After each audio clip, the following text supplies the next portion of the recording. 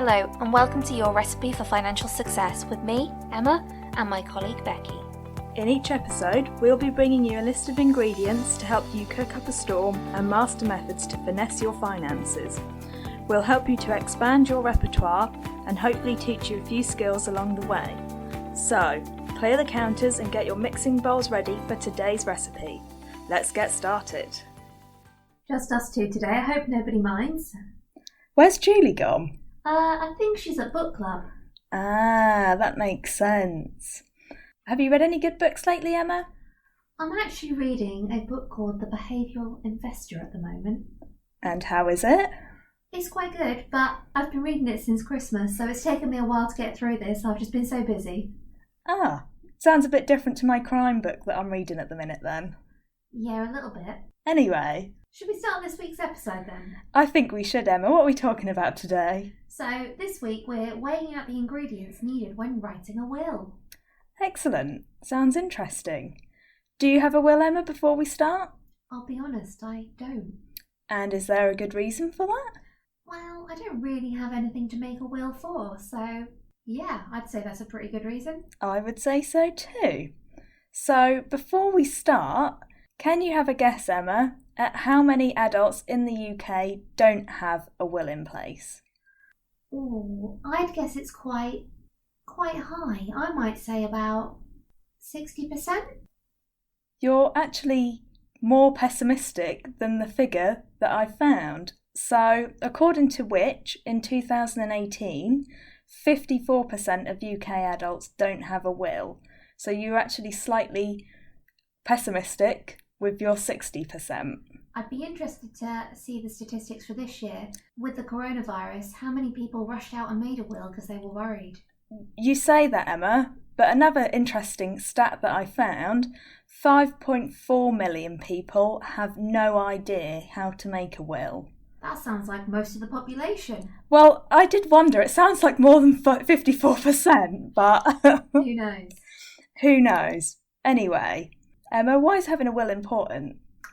Well, it's to make sure that when you do die, that your assets and your estate are given to the people that you want them to. So it's making sure that your wishes are carried out just the way you want. I think it's really important to say here that dying isn't a bad thing to talk about, and making a will isn't going to make you die any sooner. It's something that you should really think about and is important to do. If you don't have a will in place though, you die intestate, and your estate is dealt with under the rules of intestacy. Becky, I know you've been reading up on the rules of intestacy recently, and you are the technical one, so I'm going to hand this one over to you so you can explain what they are. Thanks, Emma. So before we get started, this is where it's about to get quite complicated, so I'll do my best to keep it as simple as we can. That sounds good. So we'll start off with married people. So if you're married and you have children or grandchildren or great-grandchildren who survive you, and if your estate is valued at more than £250,000, your partner will get all of your personal property and belongings and the first £250,000 of your estate. With me so far, Emma? I'm following. They also get half of the remaining estate. Any children that you have who outlive you will inherit in equal portions, where there's more than one half of anything in your estate over the £250,000 that has already been given to your partner. So, can I just check this? My estate would be $750,000 when I die. Okay. And all of my personal belongings and property would go to my husband. Yes. And the first $250,000 would go to them too. Yes.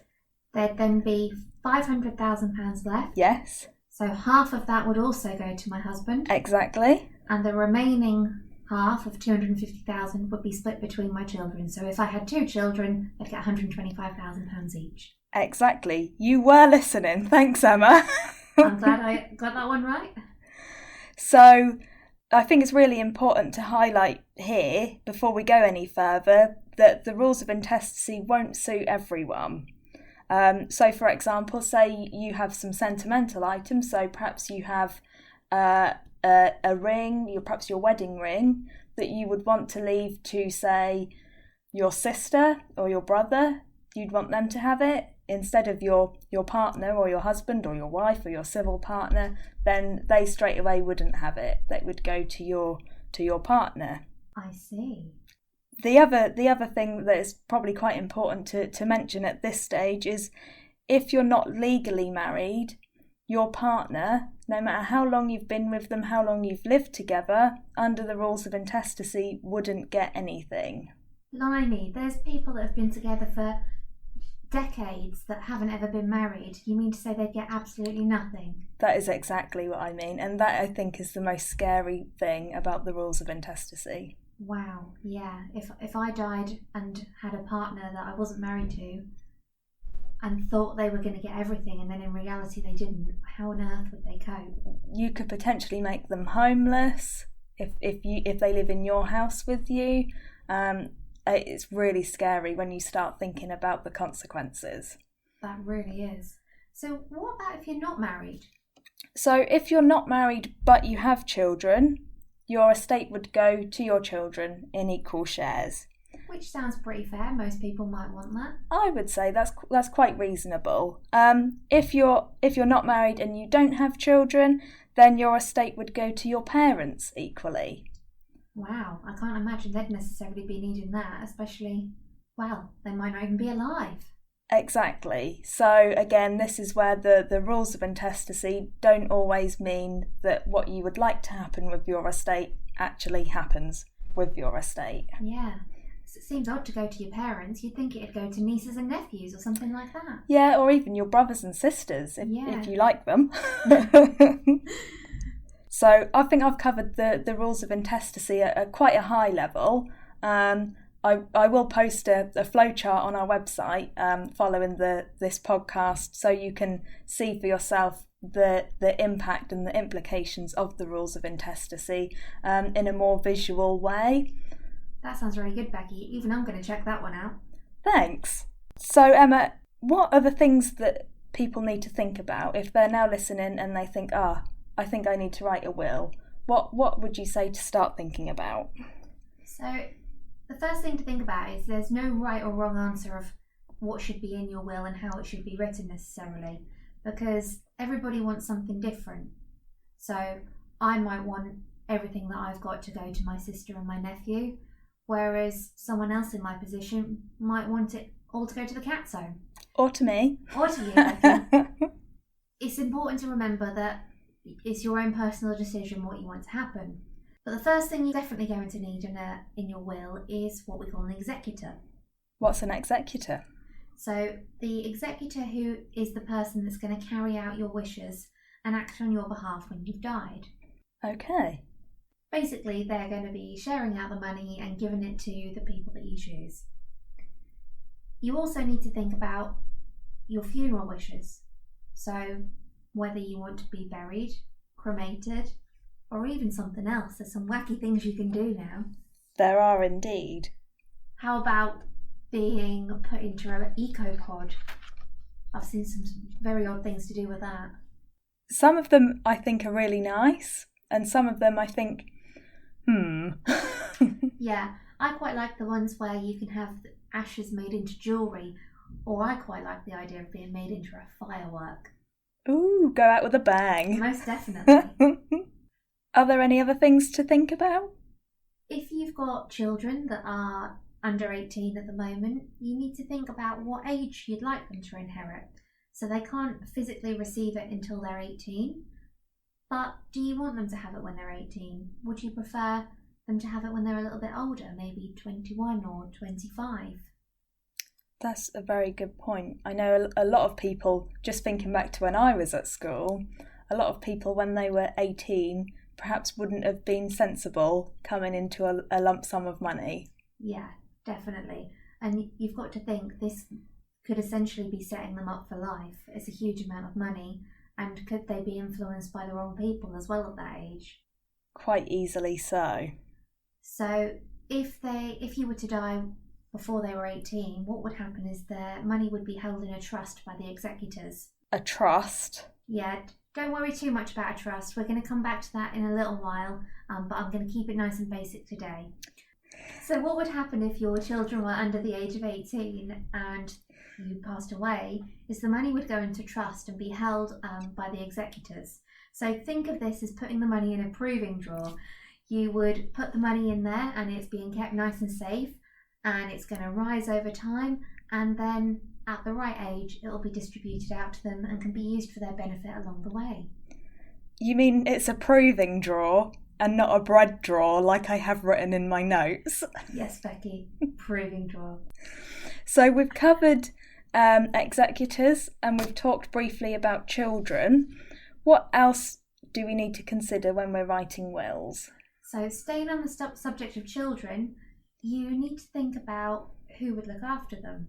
So if you were gone while they were still a minor and they weren't able to look after themselves, who would look after them? So you need to think of something called guardians. So I guess you perhaps, if you still have your parents, you perhaps might not necessarily want them to be guardians because they may be too old to look after 2 or 3 little children running around. Definitely.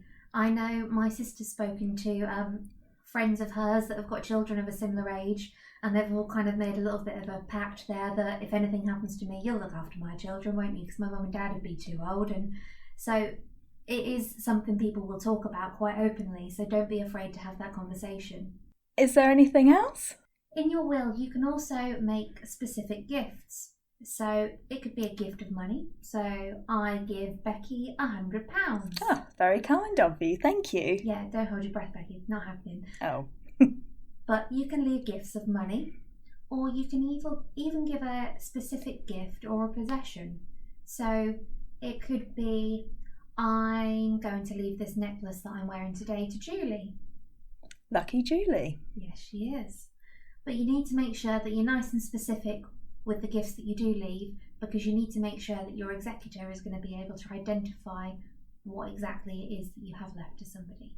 Makes sense. In your will, you can even leave a request of what you would like to happen to your pets. So pets are a massive thing in people's lives. I know my parents have a menagerie of animals, and they certainly have their parrot in the will, because a parrot can live for over 50 years.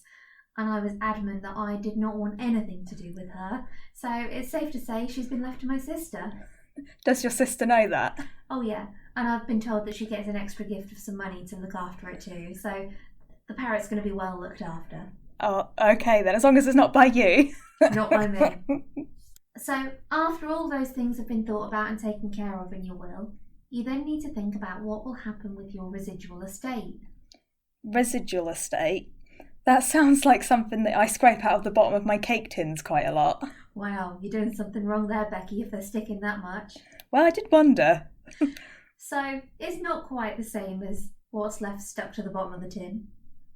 But what it means is all your other possessions and money and any other assets that haven't been gifted in those other areas of your will. Makes sense. Basically, it's just like everything that's left at the end. Yeah, so it could just be anything left over I share equally between all of my children. That leads us on nicely for me to tell you about basically the most common type of will, which is known as a mirror will. Can you look at yourself in it? No, not quite. Thinking of a family, a married couple with 2 children, basically their wills would be identical. So it would be the husband and wife, everything would be left to each other and then onto the children. So we say it as each to each other and onto my children equally. Okay, makes sense. Does it get any more complicated than that? It can get a bit more complicated when we use trusts and things that I mentioned earlier, but those are basically to make sure that your beneficiaries, which are your children or whoever you choose to leave anything to, inherit in the way you wish to. So if your child was, say, at risk of bankruptcy or divorce, and there was a risk that somebody else from outside could attack that money. So it could be, if they received it now and they were to get divorced, they could lose half of that to their ex-husband or wife, say.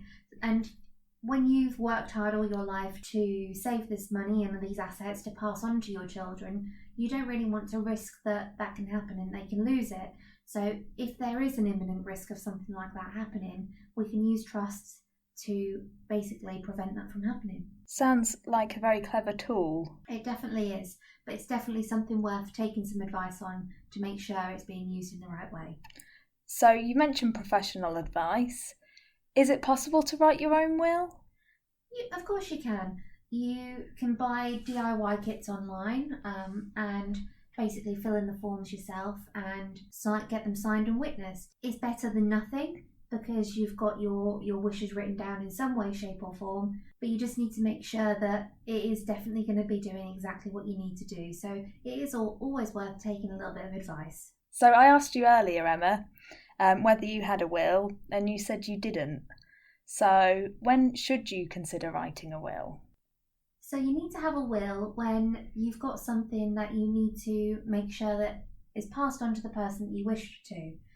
So if you don't own any assets, you don't have any savings or investments, you don't have any children, then it doesn't necessarily matter if you haven't got a will because it doesn't really matter what does happen with it.